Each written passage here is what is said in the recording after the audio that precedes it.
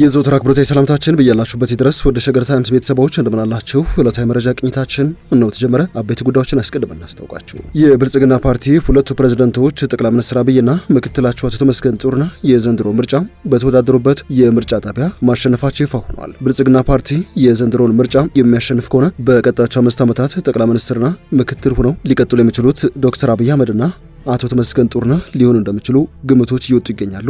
እንመለከተዋለን። የአሜሪካው ፕሬዝዳንት ዶናልድ ትራምፕ ታላቁ የኢትዮጵያ ህዳሴ ግድብ በግብጽ ላይ ከፍተኛ ጫና እየፈጠረ ነው ሲሉ ይፋ ያደረጉት ንግግር በበርካታ ኢትዮጵያውያን ዘንድ ቁጣ ቀስቅሷል። በተለያዩ የሚዲያ አማራጮች ለፕሬዝዳንት ትራምፕ እየተሰጡ የሚገኙ አስተያየቶች ወይንም ምላሾችን በጥንቅራችን የምንመለከት ይሆናል። ከዚህ ውጪ ሶማሌላንድ ከእስራኤል ወታደራዊ ስልጠናና ድጋፍ እያገኘች ስለመሆኑ ይፋ ሆኗል። የእስራኤል ጦር የእስራኤል የስለላ ድርጅት ሞሳድ በሶማሌላንድ በይፋ መንቀሳቀስ እንደጀመሩ እየተገለጸ ይገኛል። ዝርዝሩ የጥንቅራችን ትኩረት ነው። ከዚህ ባለፈ ተጠባቂው ስምምነት በአሜሪካና በኢራን መካከል ተፈርመዋል። ነገር ግን ፕሬዝዳንት ትራምፕ ስምምነቱ ሙሉ በሙሉ የማይተገበር ከሆነ ኢራንን ዳግም ለመደብደብ ዝተዋል። እንመለከተዋለን። ሌሎች ወቅታዊ ጉዳዮች የጥንቅራችን ትኩረት ናቸው። እንደተለመደው እየሰማችሁን አብራችሁን ቆዩ። ወደ ዝርዝር ጉዳዮቻችን እናምራችሁ።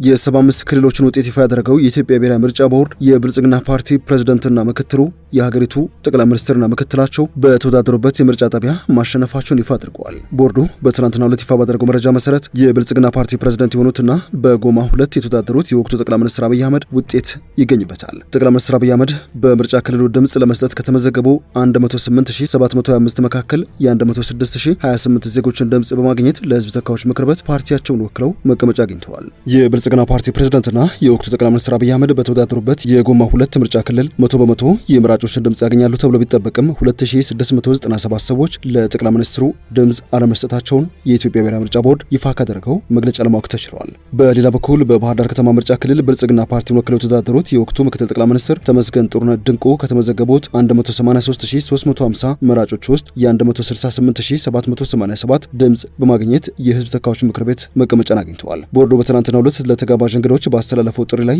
የ7ኛው ጠቅላላ ምርጫ ይፋዊ ውጤት ሰኔ 14 ቀን 2018 እንደሚገለጽ ይፋ አድርገዋል።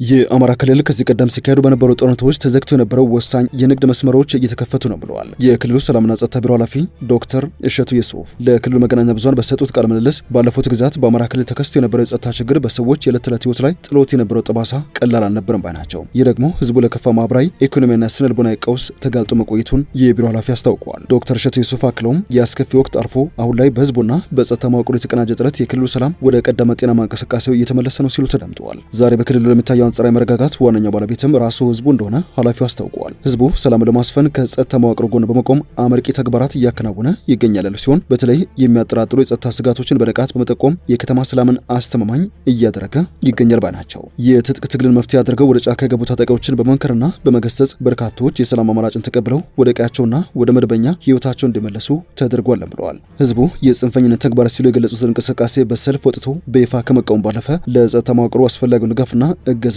በግንባር ቀደምትነትም እያበረከተ ይገኛል ባናቸው። በዚህ ምክንያት አሁን ላይ በአማራ ክልል ከበፊቱ የተሻለ አንጻራዊ ሰላም ሰፍኗል። ይህ መረጋጋት ደግሞ በሰዎች የኑሮ ሂደት ላይ ትልቅ ለውጥ እያመጣ ነው። የሰላም ጥረቱ በክልሉ የተሻለ ትራንስፖርትና የንግድ እንቅስቃሴ እንዲኖር አስችሏል ሲሉ የቢሮ ኃላፊው ተናግረዋል። በተለይም ወሳኝ የንግድ መስመሮች እየተከፈቱ ነው። የትራንስፖርትና የንግድ እንቅስቃሴውም መልሶ እያንሰራራ ይገኛል። ህዝቡ ከቦታ ቦታ ተንቀሳቅሶ የመስራትና የመኖር እድሉ ከበፊቱ እጅግ የተሻለ ሆኗል ያሉት ዶክተር እሸቱ የሱፍ መንግስት አሁንም ቢሆን የሰላም እጁን እንደዘረጋ ስለመሆኑ አስታውቀው ማንኛውም ጥያቄ ያለን የሚሉ የታጠቁ ኃይሎች ጥያቄያቸውን በሰለጠነ መንገድ በውይይትና በምክክር መፍታት አለባቸው ሲሉ ጥሪ አቅርበዋል።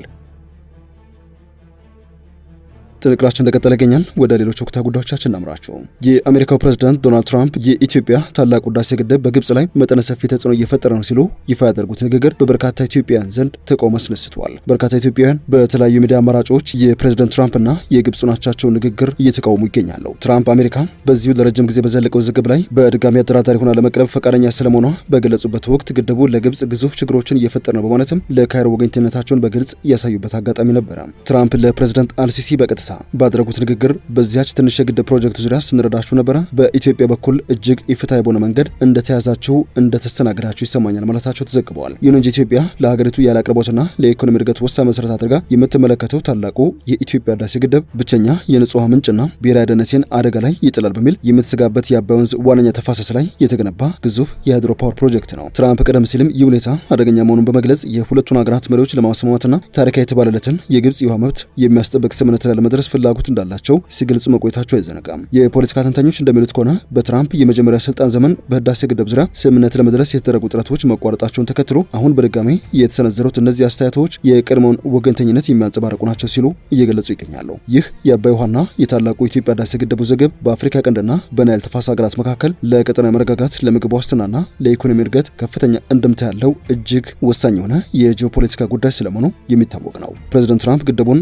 ያሳነሱበትና ለግብጽ ግልጽ ድጋፍ የሰጡበት አቀራረብ በቀጣይ ድርድሮች ላይ ተጽዕኖ ሊያሳድር እንደሚችል ቢገመትም ዘላቂ መፍትሄ ለማምጣት ግን የሁሉም ወገኖች እኩል ተሳትፎና ፍላጎት ወሳኝ ስለመሆኑ እየተገለጸ ይገኛል። የእሳቱ የመረጃ ቅኝታችን እንደቀጠለ ይገኛል። ሶማሌላንድ ከእስራኤል ወታደራዊ ስልጠናና ድጋፍ እያገኘች ስለመሆኑ ተሰምተዋል። ይህንን ተከትሎ የእስራኤል ጦር አባላት እንደዚሁም የእስራኤል የስለላ ድርጅት ሞሳድ ኤጀንቶች ሰፋ ባለው የአፍሪካ ቀንድ ቀጠና መንቀሳቀስ መጀመራቸው እየተዘገበ ይገኛል። እስራኤል በሶማሌላንድ ውስጥ ምንም አይነት የጦር ሰፈር የላትም፣ ነገር ግን የሀገሪቱን የፖሊስና ወታደራዊ ኃይሎችን እያሰለጠነች ነው ሲሉ የሶማሌላንድ መከላከያ ሚኒስትር መሐመድ የሱፍ አሊ በትላንትናው ዕለት ይፋ አድርገዋል። ከሶማሊያ በመገንጠል ራሱን በራሷን የምታስተዳድረው ሶማሌላንድ እስራኤል በግብርናና በሌሎች ዘርፎች ላይ ኢንቨስት እንድታደርግ ጥሪ ካቀረበች ሰነባብታለች።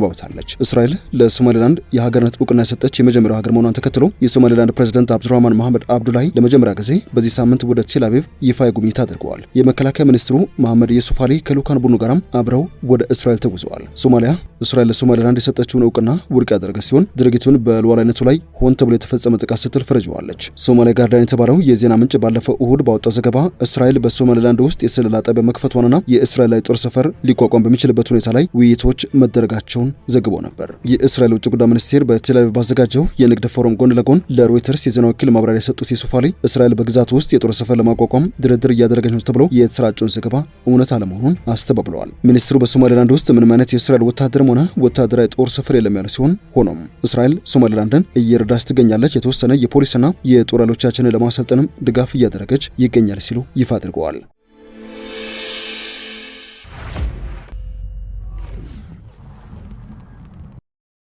የዕለቱ የመረጃ ጥንቅራችን እንደቀጠለ ይገኛል። ወደ ሌሎች ጉዳዮቻችን እናምራ። በበርካቶች ዘንድ በጉጉት ሲጠበቅ የነበረው የሰላም ስምምነት በአሜሪካና በኢራን ፕሬዝዳንቶች መካከል ተፈርመዋል። ሆኖም ግን የአሜሪካው ፕሬዝዳንት ዶናልድ ትራምፕ የመጨረሻው ስምምነት ላይ መድረስ ካልተቻለ በቦምብ እንደበደባቸዋለን ሲሉ ኢራኖችን አስጠንቅቀዋል። የአሜሪካና የኢራን ፕሬዝዳንቶች ጦርነቱን ካሁን ጀምሮ የሚያስቆመውን የመጀመሪያው ስምምነት ፈርመዋል። ስምምነቱ የሆርሙዝ ሰርጥ እንደገና መከፈት፣ የ$300 ቢሊዮን ኢራን መልሶ የመገንባት እቅድ፣ አሜሪካ ኢራን ላይ ጣላቸውን ሁሉም አይነት ማዕቀቦች የሚያስቆም ነው። ሆኖም ግን የኢራን ጦርነት እንዲቀሰቀስ ዋነኛ ምክንያት የሆነው የኒውክሌር ፕሮግራም ሊራዘም በሚችል 60 ቀናት ውስጥ ድርድር የሚካሄድበት ጉዳይ ሆኗል። የአሜሪካው ፕሬዝዳንት ዶናልድ ትራምፕ ፈረንሳይ እየተካሄደ በሚገኘው የቡድን 7 ጉባኤ በተሳተፉበት ወቅት ፊርማቸውን ሲያስቀምጡ ምጣኔ ሀብታዊ ቀውስን የሚያስቀር እቅድ ነው ሲሉ ተደምጠዋል። ሆኖም ግን ከኢራን ጋር የመጨረሻው ስምምነት ለመድረስ ካልተቻለ በቦምብ እንደበደባቸዋለን ሲሉ ነው ይዛቱት። የኢራኑ ፕሬዝዳንት መሱድ ፔዜሽካን በትናንትናው ዕለት ስምምነቱ ላይ ፊርማቸውን ማኖራቸውን ቴህራን ይፋ አድርጋለች። የኢራን ቁልፍ ተደራዳሪ የሆኑት የምክር ቤቱ አፈ ጉባኤ ሞሐመድ ባጋር ጋሊባፍ ለሀገር ውስጥ መገናኛ ብዙሃን አሜሪካ ላይ ያላቸው ጥርጣሬ እንዳለ መሆኑን አስታውቀው ጣቶቻችን አሁንም ቃታ ለመሳብ ዝግጁ ናቸው ብለዋል። ጠላት የጠየቅነውን ቋንቋ ካልተረዳ ወደ ኃይል ቋንቋ ተመልሰን እንገባለን ሲሉ ለፋርስ ኒውስ መናገራቸውን ቢቢሲ ዘግበዋል። ወደ ሸገር ታይምስ ቤተሰቦች የመረጃ ጥንቅራችን አበቃ። ስላደመጣችሁን አመሰግንን። በያላችሁበት ሰናይ ጊዜ